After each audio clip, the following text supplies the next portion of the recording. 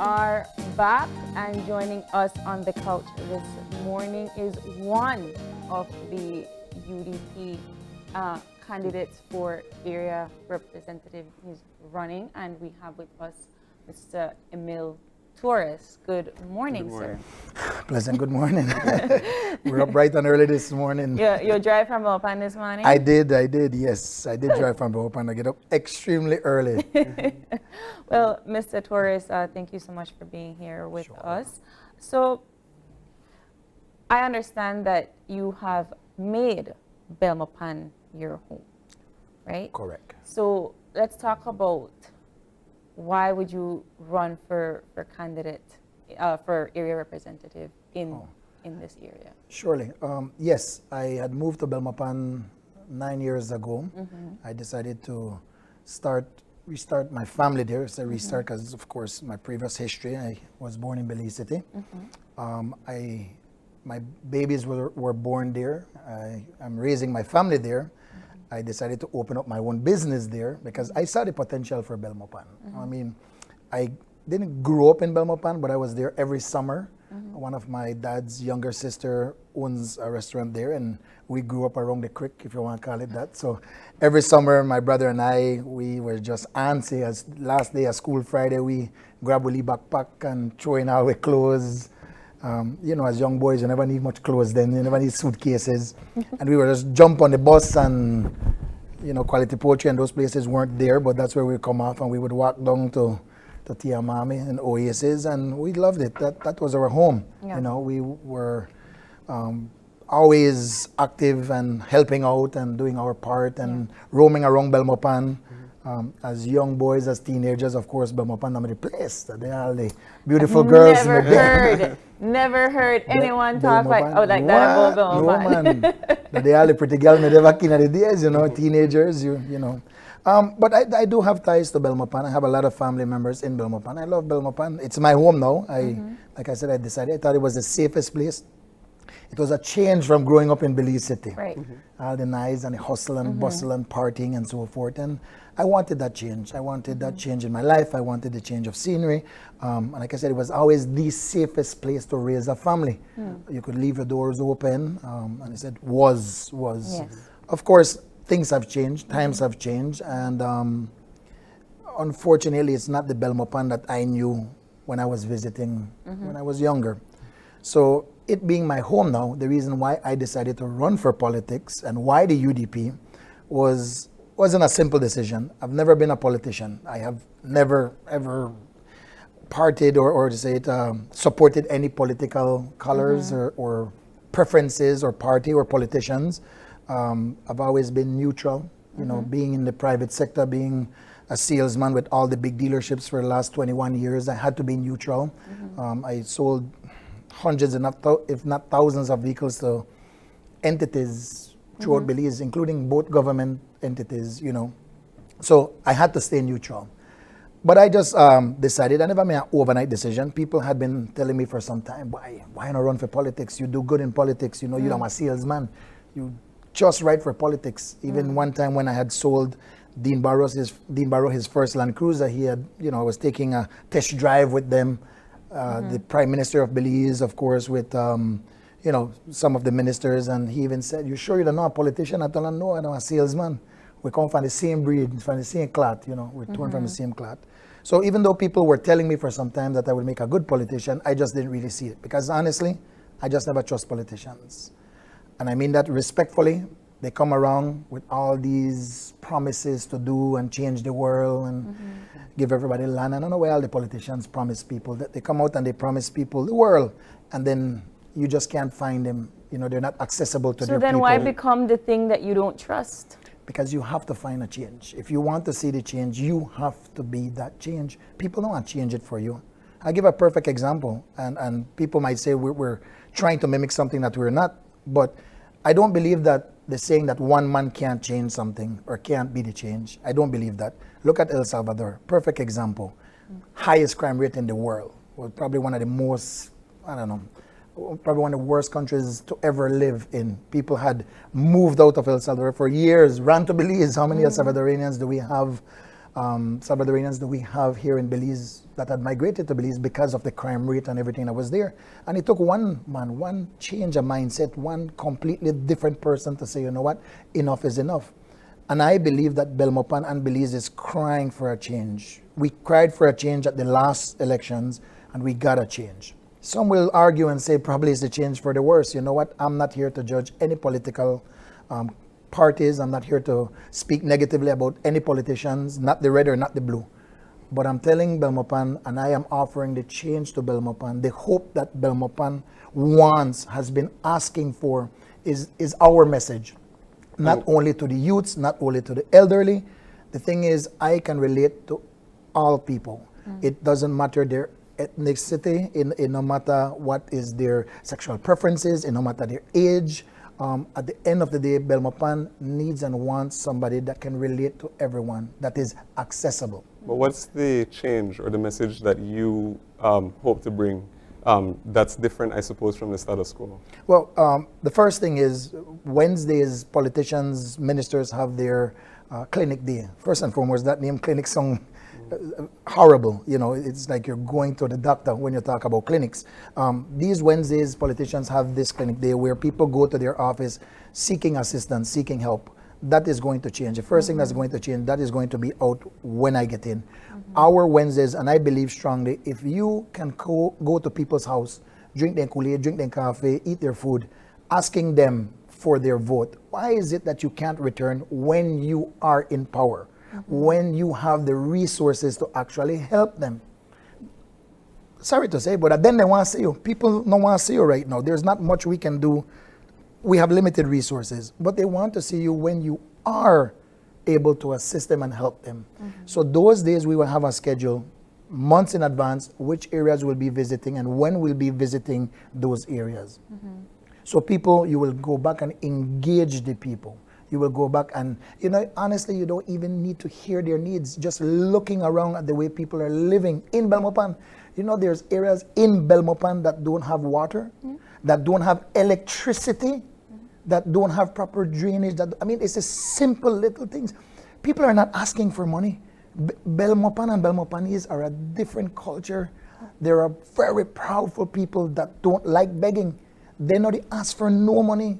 They just want to see the simple, basic infrastructures. It's the simple little things. So, I mean, I hear you. And so you said that you're not, you know, bashing a particular party or a politician. No. So then why did you not run independently? Well, I'll be totally frank with you. My dad has tried that for many years. Belize is not ready to embrace a third party. Not independent, not a third party at this time. I'm hoping one day that it does happen, to be honest with you. I'd love to see a strong third party.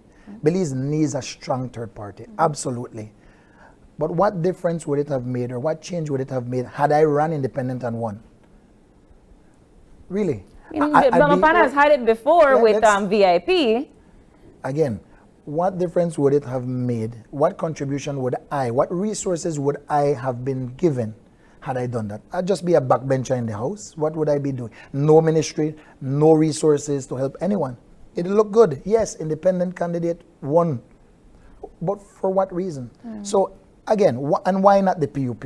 I have nothing against the PUP. Again, I have friends in the PUP. I've had families that have run in the PUP, have won in the PUP. My grandfather was a mayor in Cayo way back in the days for the PUP. So it was never about political affiliations. And let me be totally frank with you. The reason why I say this, and I say it proudly, is because you use the whole political colors and affiliations to get into a seat. When you have the resources, you serve all people. Colors don't matter, because you know what? It's unfortunate that when the blues are in, they don't say, you know what, we're going to help they only help the blues. Same thing happens with the red. Let's be totally frank. But what happened? There's no tax break for the reds right now. The UDPs, we don't say, all right, UDP, we don't want help, no. Then they go wrong and they give out the ham and turkey or chicken and turkey. They give out the pantry program, but they only help people that they know are strong PUPs. The UDPs do it too. So I'm not bashing the system. They do it too. But we don't say, you know what, UDPs don't pay your taxes because that only the PUP they benefit. Or UDPs don't say PUPs don't pay your taxes because that only red one benefit. Everybody still pay tax, whether they want to or like it or not. They still pay taxes. So then So all people should benefit. So we need to get rid of that whole red and blue. My neighbor the red, I the blue. So guess what happened? Automatically, I want to get helped when the blue the in. They want to get help when the red the in. No, you need to have a systematic approach when you do these things based on certain criterias, based on your income, based on your dependents, etc., etc., etc., and take any type of political affiliations out of the equation. Well, one question that I want to ask is then, since you said that it's not about party, but, you know, choosing or affiliating yourself with a particular party is a way to get a seat, more or less. So then, if I suppose why UDP in this sense, if you look at it in the context of the PUP having won the most recent election by a big majority, it would therefore seem that the odds would be more if parties, if the color doesn't matter. 100% right. You're 100% right. And I've been asked over and over, why not the PUP? They're the party in power. To be totally honest with you, the PUP doesn't need a new person in their hierarchy, in their government administration. They blew out the UDP on the last general election. So really and truly, I don't know what contribution somebody like me could have given to the PUP. Quite honestly, the blue wave is in. They're good. They're fine. So starting up with the UDP now, that some would say are at the lowest of the lowest of the lowest that they have ever been. We have nowhere to go but up. Rebuilding back from ground up is where I believe that I can give the most contribution, that I can put in the most work. I am no stranger to hard work. I have taken companies from ground zero to the biggest dealerships in Belize. I have started my own business with $0 in my pocket and just continuous sustainable growth. So I am no stranger to hard work. And somebody had told me 1,000 years ago, if you elect an official who was doing nothing before they got elected, and they go in and do nothing, who is to blame? So you get pretty much what you pay for. If you choose an elected official, a candidate that was doing nothing before they got in, and they go in and do nothing, there is no one to blame. I still run my own company. I still have to work.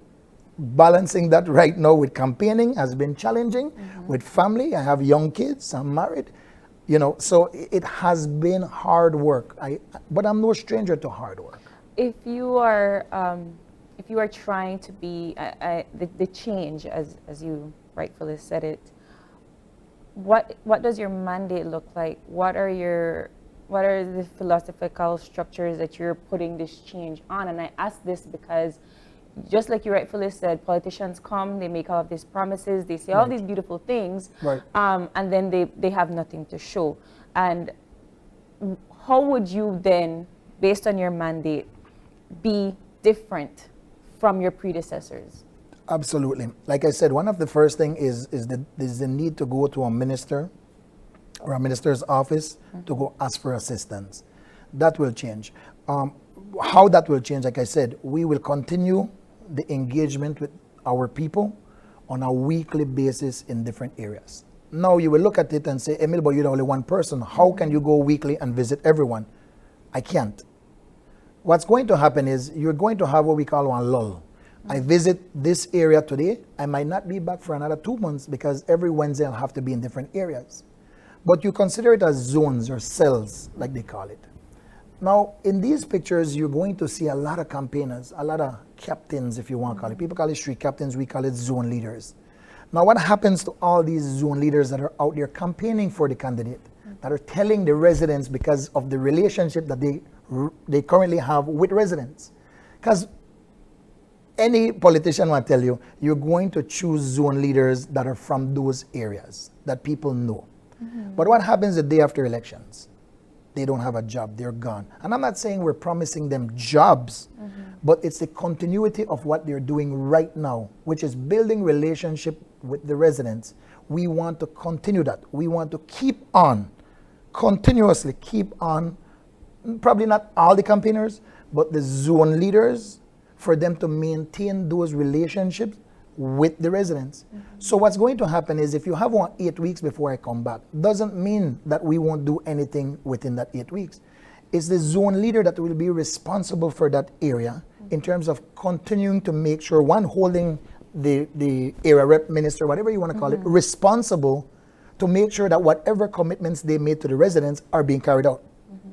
Because if it ain't hit on the block, they're the ones that have to see the residents weekly. So if you give them the power, and I believe strongly in starting to take away some of this power that we give to our ministers and politicians. I'm sorry, both sides. We just give them, they move around like they got impunity, like they just, we need to move that away. You have a ministry, you have CEOs, you have people working there. They are the people that's supposed to be running those ministries. You will have zone leaders. They're the people that will hold you accountable, that if you say, Mr. Area Rep, that you're going to do something, you do it. I have not made one single promise to anyone. No residents, nobody on my core team, not even my campaign manager has gotten one single promise from Emil. Because I believe that you cannot promise what you don't have.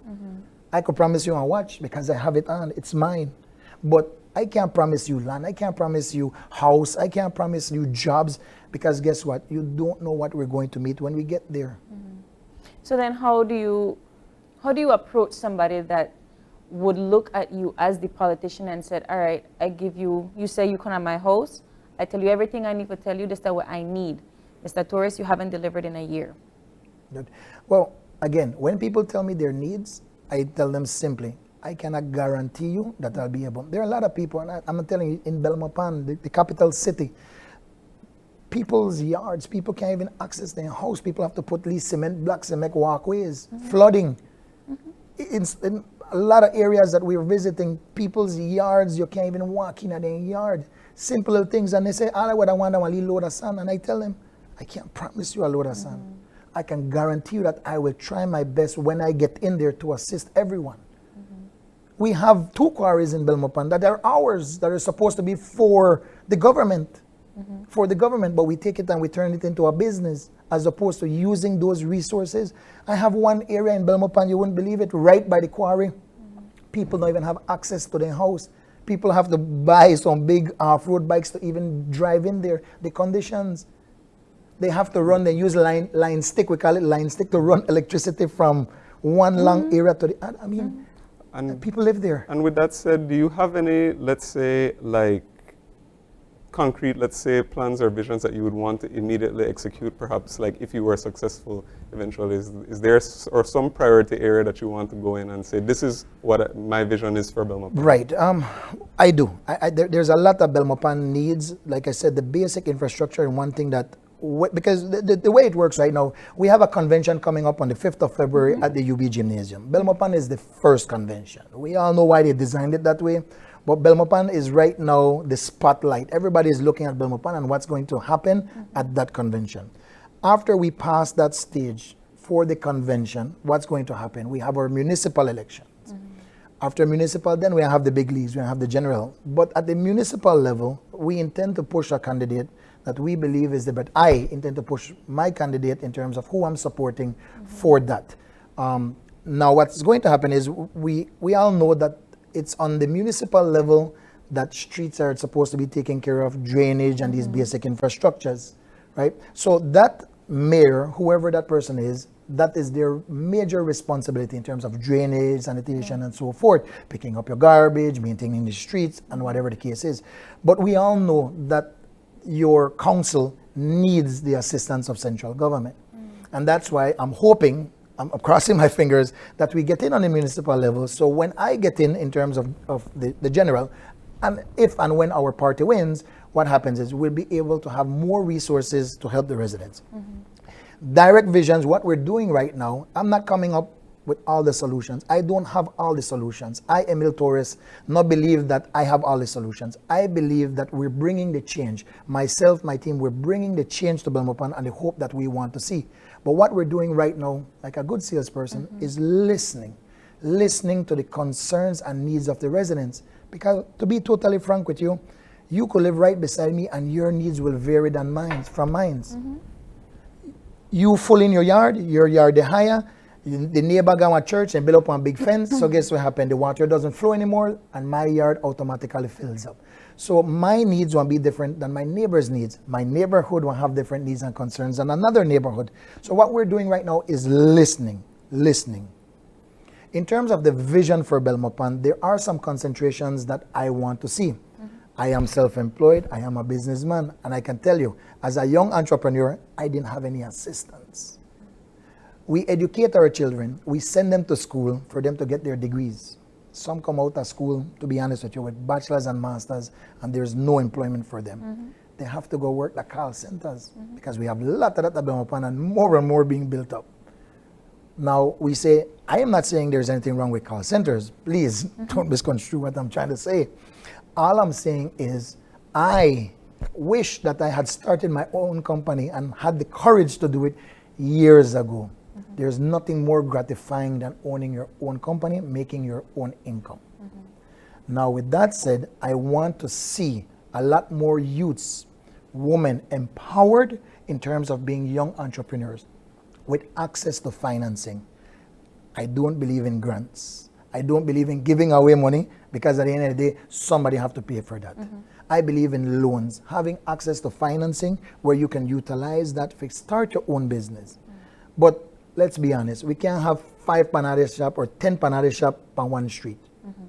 We can't have all of it decide we make candles on one street. It just won't make sense. So it has to be properly coordinated and planned with mentorship as well. There's a lot of senior business people in Belmopan that are currently doing it right now, that are mentoring, that are educating and teaching. A friend of mine just told me there was a funeral close to us in Roaring Creek, and there was a older elderly man that passed away that was a plumber. And it was so gratifying when he saw 30 young plumbers who have their own businesses carrying this elder plumber's coffin. See, we can do it. We can take all the knowledge that we have and pass it down. We can't carry it with us when we die. We can't carry all of the knowledge with us when we die. But if we are able to empower youths and women in terms of opening their own business with the resources and guidance, with CPAs and accountants teaching them how to manage their money. I hear you, but how do you address a situation where, all right, you're going to sponsor or going to help me up my business with a loan, but I don't have anything. I don't have collateral. I don't have anything like that. So how am I supposed to assure you that I'll be able to pay you back? Well, that's the thing. It's proper guidance. You walk with them along the steps. You will have a team that will be walking with them, guiding them, teaching them, and grooming them. Of course, if somebody wants to borrow $10,000 to open his barbershop, it's not going to be an instant disbursement. It has to be in phases, just like any other loan. You go in for a mortgage loan, guess what? The bank is not going to give you your $200,000 like that. They're going to do it in phases. It's the same process. But you have to walk along the step with them, groom them, grow them, show them how to do it.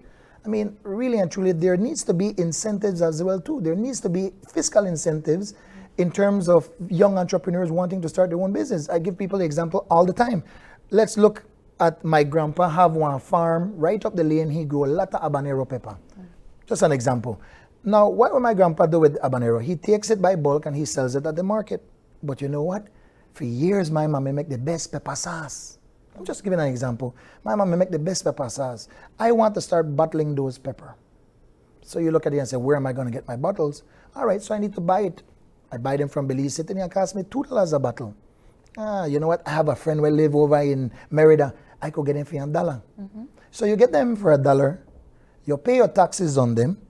It go up to $1.75. Well, let's say $1.50, man. With taxes not that high, but let's just say 38.38% or whatever for bottles. And I'm just guessing here. And then you end up to pay $1.40, $1.50 for the bottles. Now, what happens is the ingredients will cost you $1.50 to make. That done $3. By the time you put labeling, you done there $3.50. You will then have to make a profit. You have to sell your bottle of pepper for $4.50. Marie Sharp has pepper for $3.75. Yeah. How can I compare with Marie Sharp? Now what happens is Miss Marie Sharp imports her bottles in containers.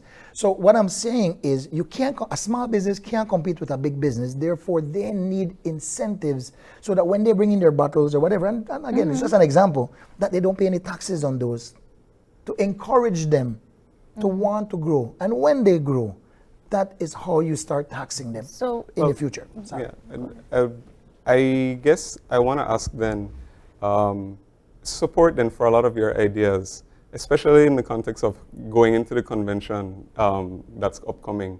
How have you found, let's say, based on the groundwork that you and your team have been doing, have you found that you've been able to get that support, and do you feel confident heading into the convention that's upcoming? When you say support, define that. Support just in terms of when you have conversations with people and your feedback from based on those conversations. Absolutely. The basic necessities is the major concern of Belmopan. The drainage system, a lot of people, their yards back up, our streets, and it's just a matter of poor maintenance. And I'm talking about Central as well too. Potholes everywhere. You cross over bumps, and I say they look like the city council heard me, and they finally patched up a couple of the holes when you cross over the speed bumps. And while a lot of people in Belmopan don't have vehicles and don't drive, it might not be their concern. There are some areas, and they call it foothole, that they're walking on their streets and they're twisting their ankles because the streets are so bad. Now, yes, we can't eat streets, and I understand that 100%. Now, you have to look at different things, and that's why I don't come with one set goal or one set purpose. What we're doing right now is gathering data and information, listening. It sounds to me that you're looking more at the commercialism of Belmopan and how it can grow in industry and in entrepreneurship and in business. Belmopan, for the most part, has always been a very lulled city. It's a university city. The grassroots of Belmopan that have gone there from the 70s live in central Belmopan. Right. So how do you convince a culture, and I'll say that because I grew up in the same culture, to vote for you? And I ask that in terms of you're giving all of these ideas, how do you convince them that is the right thing for the city? People that are from outside of Belmopan have a lot to say, but they don't realize that people that are from Belmopan are very proud of their capital and the way and the culture that it is, right? So how do you get that culture to agree to grow Belmopan in the direction that it sounds like you want to take it? Well, the reality about it is, it's not till you get on the ground you realize that the needs are pretty much on par. It's parallel. The needs of the central Belmopan are pretty much the needs of all of Belmopan. I am in every area of Belmopan. What I mean by that is I'm meeting people right now in central Belmopan, 41 years, 51 years in Belmopan, and they not got one piece of land. People that are renting, people where they live in a granny house still, that have kids of age that want a piece of land. There is no access to land. And of course the argument is, but then the ones who just come in, they get piece of land. You know, there's a lot, many that just come to Belmopan 10 years, 15 years. There's people 20 years in the peripheral of Belmopan, 30, 40, 50 years that have been there for so long, and they too cry the same cry that we want a piece of land. Now I tell them a simple solution for it. I don't even know if we got land when we get in. I don't even know if land will be available when we get in. But I am a very resourceful person when it comes down to bartering. If somebody owns 300, 400, 500 acres of land, you can barter with them. Find one way to buy that land from them and make it available for all the people. Now, reason I'm saying that is because Belmopan just keeps growing. It's probably the fastest growing city. Probably we only got two cities, but the fastest growing constituency in Belize. Belmopan just keeps growing and growing and growing. But where are we growing to? And the problem with us growing, there has to be sustainable growth. If you're going to give people one piece of land, and I say give, people pay for the land. People just want the land, whether it's a lease or whatever the case may be. People don't mind pay for the land. And everybody tell you the same thing. We want one piece of land. It don't mean you have to give me for free. It means you give me the piece of land. It's mine, but I pay for it, right? Now what happens is, you have so much land and people getting land from previous administrations and they don't have no roads to their land. The roads are not even roads. They have no electricity. They have no water. The basic infrastructure. There's so many homes in Belmopan right now that still have outdoor bathrooms. Yeah. I don't know bathrooms. I talk about Yeah. Outhouse. outhouse. Man, really? The capital city? How can we change that? We have all the embassies in Belmopan. Yeah. Embassies want to help every day, all day long. They want to help. But you know what? A lot of embassies don't want to help because they're afraid to give anybody, any particular person, X amount of dollars, and then what happen? Some not for me, some not for you. I believe in projects in terms of sanitation, these things, that everybody should have functioning bathrooms with showers. Think of people with literally some zinc in the back of the yard that they shower with bucket of water from the well. Man, come on. All I'm saying is this. And then what happens? We then take one big business and we give them the contract to build all the bathrooms. Right? Why? Let's be totally frank. If the bathrooms are cost you $2,000, we tell them, man, do it for $2,500 per bathroom. That means something for me. Man, stop it. You take the same people in the communities, give them the jobs to maintain their streets. People from the area. Maintain those streets. Build, if you want to build houses for people, get the same lead contractors in the area, make them hire the same people from that area to go build the houses.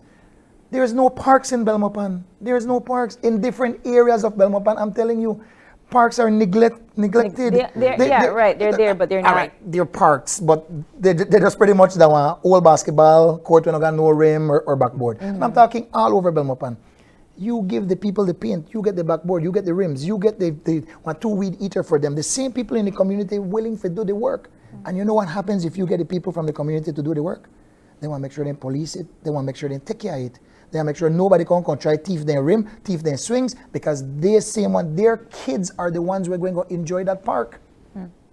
We have to create community back again. I agree. I just want to understand how you would bring the people together to do it. People genuinely want to help. People are asking for jobs. Boss, give me a lead job. I could cut the street. You know, when such minister may day, they may allow we to cut the street and maintain it ourselves, and we got a city council, and we get a lease stipend or whatever the case may be. It has been done.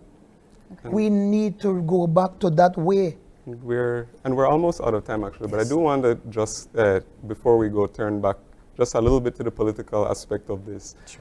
I just want to ask you how confident or how you're feeling going into the convention, and if you're successful, what's sort of the plan to work with the party to sort of ensure that you are successful on the national level afterwards? Right. Well, couple of things. We are on the ground. We're working. We're visiting every area. We have boots on the ground. We have a very robust campaign happening. We are moderately optimistic that we're going to win. First, we were cautiously optimistic, but now we're moderately. Why? Because we are on the ground. We're visiting people in every area of Belmopan, and people are telling you the same thing. People say that a foolish feeling we didn't give you. But if you get 2,000 people to pledge and tell you that they want to see a change, they want new blood, they want new faces, they want new ideas. They want somebody that is not connected to any type of political camp or fraction. No strings there. Nobody pulling any strings here. Okay. I'm not a puppet for any particular camp or anything of that nature. So then, I know we're out of time, but because you mentioned it, how do you plan to continue to fund your campaign and to gather resources? The business community, I know for a fact, once we pass this convention, they too want to see the change in Belmopan. They too are hoping for the change that we are seeing, that we have a vision for in Belmopan. I am certain that the business community will do their part in not only Belmopan, but I have been in the auto industry 21 years. I've sold vehicles to probably every company and every resort in Belize. I know a lot of people, but everybody is telling us the exact same thing. I'm not here to throw anybody under the bus, but once that person is out of the picture, we definitely will assist. And that is how we will continue to fund our campaign to get in there and use the people's resources for the people. President Bukele tell me straight up, and I love to quote him, if the politicians not thief the money, they will have enough money to do the work of the people. I, Emil Torres, cannot do it by myself. It has to be the voters, it has to be the residents of Belmopan to come out on Convention Day on the 5th of February and cast that vote for Emil Torres. Okay. We need to be the future. We need to be the change. We need to be Belmopan. All right. Thank you so much, Emil Torres, one of the UB area representative candidates. The convention is on February 5th. One of the UDP One candidates. of the UDP candidates Yes. for area representative. Yes. And with that, we are going to take a short break. And coming up, we're going to be having the social and behavioral change communication launch conversation. So don't miss that. We'll be right back.